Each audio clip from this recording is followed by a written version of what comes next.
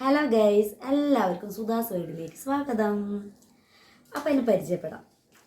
എൻ്റെ പേര് സുധ. എൻ്റെ വീട് തൃശ്ശൂർ വെങ്കിടങ്ങിലാണ്. എന്നെ കല്യാണം കഴിച്ചത് കണ്ണൂർ തലശ്ശേരി. ഞാൻ ഈ യൂട്യൂബ് ചാനൽ തുടങ്ങിയിട്ട് കുറച്ച് ദിവസമായി. പക്ഷേ ഷോർട്സ് മാത്രമേ ഇടാറുള്ളൂ, വീഡിയോ ഇടാറില്ല.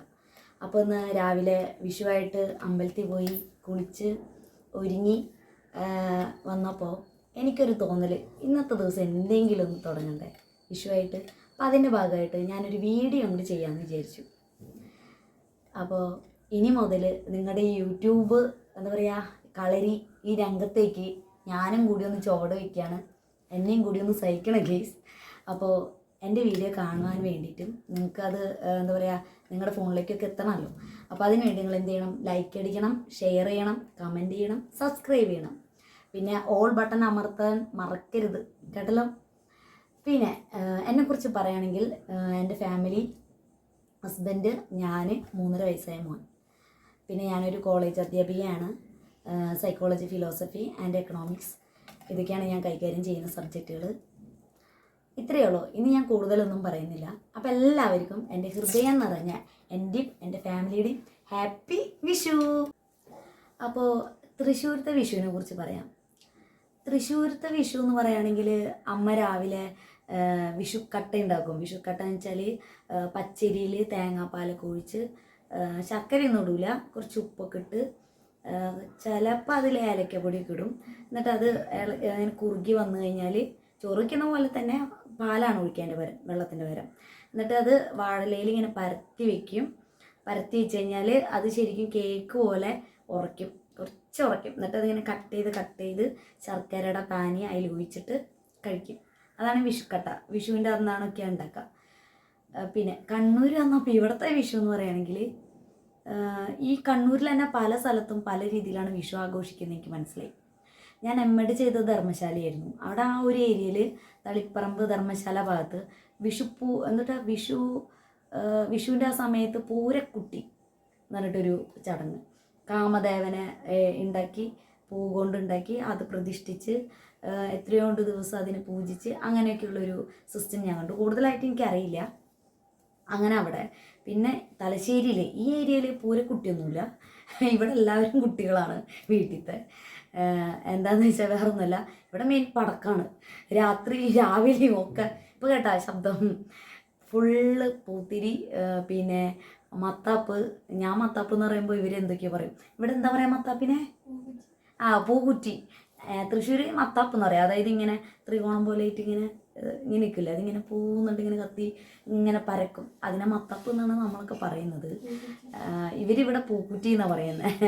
പിന്നെ ഇങ്ങനെ നമ്മളൊക്കെ കമ്പിപ്പൂത്തിരി, നിങ്ങളെന്താ പറയുക?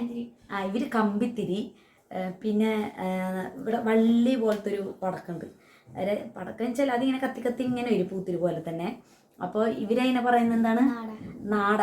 പക്ഷെ ഞാനതിങ്ങനെ വള്ളി പോലെ കിടക്കുന്ന വള്ളി എന്ന് പറയാം. അപ്പോൾ നോക്കുമ്പോൾ എന്താ എൻ്റെ അമ്മായിമ്മയുടെ പേര് വള്ളി എന്നാ.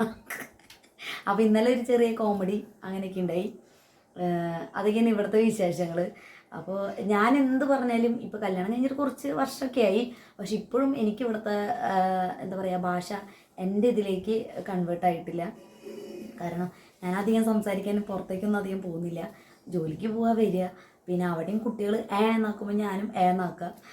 അങ്ങനെയാണ്. ഈ ജില്ല മാറുമ്പോഴുള്ളൊരു പ്രത്യേകത ഉണ്ടല്ലോ, അത് ഞാൻ നന്നായി എൻജോയ് ചെയ്യുന്നുണ്ട് കേട്ടോ. പിന്നെ നല്ല രസമാണ്. ഞാൻ ആദ്യമായിട്ട് ഇവിടെ M.Ed ഒക്കെ കഴിഞ്ഞതിന് ശേഷം ജോലിക്ക് കയറിയത് ഇവിടെ കാസർഗോഡ് പെരിയെന്ന് പറഞ്ഞിട്ട് അംബേദ്കർ B.Ed കോളേജിലായിരുന്നു. അപ്പോൾ അവിടുത്തെ അറിയാലോ, ആദ്യമായിട്ട് തന്നെ കോളേജിൽ സാരിയൊക്കെ എടുത്തിട്ട് വരുമ്പോൾ കുട്ടികൾ ടീച്ചറേനെ എന്നാ ടീച്ചറെ, അപ്പോൾ പാങ്ങുണ്ട്, സാരി കാണാൻ പാങ്ങുണ്ട് എന്നൊക്കെ. അപ്പോൾ നോക്കുമ്പോൾ എന്താ എൻ്റെ തൃശ്ശൂർ, എൻ്റെ വീടിൻ്റെ തൊട്ടപ്പുറത്തെ സ്റ്റോപ്പ് പാങ്ങുന്ന. അപ്പം ഞാൻ ഈ കുട്ടിയോട് പറഞ്ഞു, പാങ്ങല്ല, ഞാനത് കണ്ണൂരിൽ നിന്ന് തന്നെയാണ് എടുത്ത ഈ സാരി. അപ്പോഴറിയണേ ആ കുട്ടി എന്നാക്കി. അപ്പോഴാണ് നമ്മൾ തമ്മിൽ പിന്നെ സംസാരിച്ചപ്പോൾ മനസ്സിലായത് ഇത് പാങ്ങെന്ന് പറയുന്നത് ഭംഗി എന്നർത്ഥം കാസർഗോഡ് ഭാഷയിൽ. ഞാൻ വിചാരിക്കണേ പാങ്ങിന്നാണോ അതോ കണ്ണൂരിൽ നിന്നാണോ എടുത്തതെന്നാണ് ചോദിക്കണത് വിചാരിച്ചു. അപ്പോൾ അങ്ങനെയൊക്കെയുള്ള കുറേ എന്താ പറയുക രസകരമായിട്ടുള്ള മൊമെൻറ്റ്സാണ് എൻ്റെ കണ്ണൂർ തൃശ്ശൂർ കല്യാണത്തിൻ്റെ ഇതായിട്ടുള്ള പ്രശ്നങ്ങളും പറയുക തമാശകളൊക്കെയുള്ള കാര്യങ്ങൾ. പിന്നെ വേറെ പറയുകയാണെങ്കിൽ ഇവിടെ വീട്ടിൽ തന്നെ പല കാര്യങ്ങൾ ജോലിയൊക്കെ ചെയ്യുമ്പോൾ വന്ന് സംസാരിക്കുമല്ലോ, അപ്പോഴും എനിക്കറിയില്ല. കല്യാണം കഴിഞ്ഞ് വന്ന് ഇതേപോലെ തന്നെ ഇതാണ് കൊത്തമ്പാരി, ഇതാണ് എന്നിട്ട് മുളക് പൊടി, പഞ്ചസാര എന്നൊക്കെ പറഞ്ഞത്. അപ്പോൾ കൊത്തമ്പാരി തിരിഞ്ഞീനാന്ന് ചോദിച്ചു.